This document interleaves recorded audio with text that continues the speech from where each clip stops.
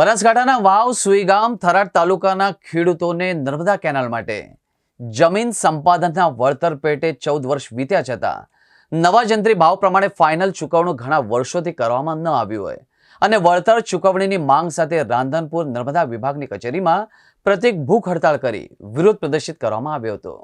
બનાસકાંઠાના થરાદ વાવ અને સુઈગામ તાલુકાના ખેડૂતો દ્વારા 14 વર્ષ પહેલા નર્મદા નિગમની કેનાલ માટે જમીન સંપાદન કરી હતી, જેમાં જૂની જંત્રી પ્રમાણે એક ચૂકવણું કર્યા બાદ ઓછા વળતર મામલે ખેડૂતો વિરોધ કરતા વિવાદના પગલે નવા જંત્રી ભાવ પ્રમાણે ફાઇનલ ચૂકવણી કરવાનું બાકી હોય અને લાંબા સમયથી રજૂઆત છતાં વળતર ચૂકવણું કરવામાં ન આવતું હોય, જેથી મોટી સંખ્યામાં ખેડૂતો એકત્રિત થઈ રાંધનપુર નર્મદા નિગમની કચેરીમાં આવેલા જમીન સંપાદન વિભાગ ખાતે આવેદનપત્ર આપી પ્રતિક ભૂખ હડતાળ પર ઉતરી વિરોધ પ્રદર્શન કરવામાં આવ્યું હતું।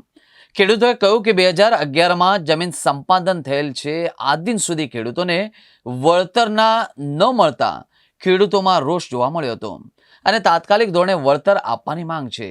જો બાંહેધરી મુજબ 14 દિવસમાં બાકી ચૂકવણું નહીં કરાય તો ખેડૂતો દ્વારા ઉગ્ર આંદોલન કરીશું તેવી ચીમકી આપવામાં આવી હતી। બનાસકાંઠા જિલ્લાના વાવ, થરાદ, સુઈગામ તાલુકાના 3500 ખેડૂતોની જમીન નર્મદા કેનાલ યોજનામાં સંપાદન કરી લઈ લીધેલી, જેનું વળતર આપેલું નહીં એવોર્ડ કરીને આજ રોજ અમે ખેડૂતો ભૂખ હડતાલ ઉપર વળતર લેવા માટે બેઠેલા છીએ। અમારા 20 ગામના કલેક્ટર બનાસકાંઠાએ ડીએલપીસી નક્કી કરી ભાવ નક્કી કરેલ છે, તેમ છતાંય અમને એવોર્ડ કરી વળતર ચૂકવતા ના હોવાથી અમે આજ રોજ ભૂખ હડતાલ ઉપર બેઠેલા છીએ ખેડૂતો સાથે।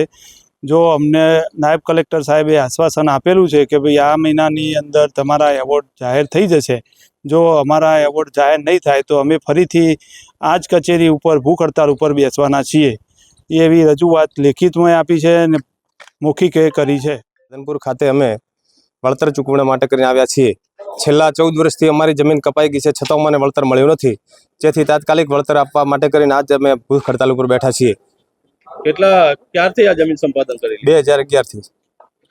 કેટલું વળતર મળ્યું? અમને વળતર તો કોઈ સામાન્ય એક તો સામાન્ય મળેલો છે। શું તમારી માંગ છે? અમારો જે વળતર કાયદેસરનું થતું હોય એ પ્રમાણે વ્યાજ સાથે જેથી બાકી છે ત્યાંથી ચૂકવણું કરી આપવું। ખેડૂત 14 વર્ષથી કેનાલ સરકારે ચાલુ કરી છે અત્યાર સુધી, અને અમે વલખા મારીને મરી ગયા છે ખેડૂત, પણ હજી સુધી પૈસા આપતા નથી। અને કલેક્ટર સાહેબે જે અમારા ભાવ નક્કી કર્યા છે એના હિસાબથી અમને સાહેબે એન્જિનિયર સાહેબે એમ કીધું છે કે 15 દિવસમાં તમને પૈસા મળી જાય।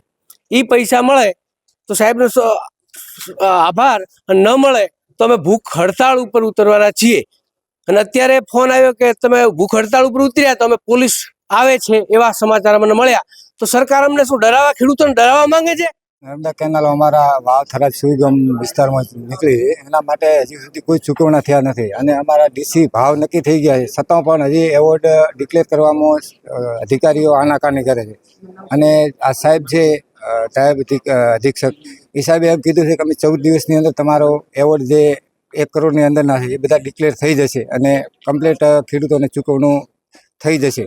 તો જે સાહેબે કીધું છે એ પ્રમાણે અમને ચૂકવણું કરી આપે તો અમને બધાને સંતોષ છે, અને જો ન કરી આપે તો 14 દિવસ એમની મુદત પૂરી થયા પછી અમે અહીંયા ભૂખ હડતાળ ઉપર ઉતરવાના છે। જ્યાં સુધી અમને ચૂકવણું નહીં મળે, અમને ન્યાય નહીં મળે, ત્યાં સુધી અમે અહીંયાથી હલવાના નથી।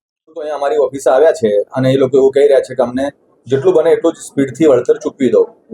આજે આવ્યા છે, અમને આવેદનપત્ર આપ્યું છે, અમે એમની રજૂઆત સાંભળી છે અને અમે એમને એવી બાંહેધરી આપી છે કે એમના બી જેટલા બી કેસ હતા એ કેસના 99% કેસો ઓલરેડી સ્ટ્રીમ લાઇનમાં કરાવી દીધા છે, જાહેરનામા પણ થઈ ગયા છે।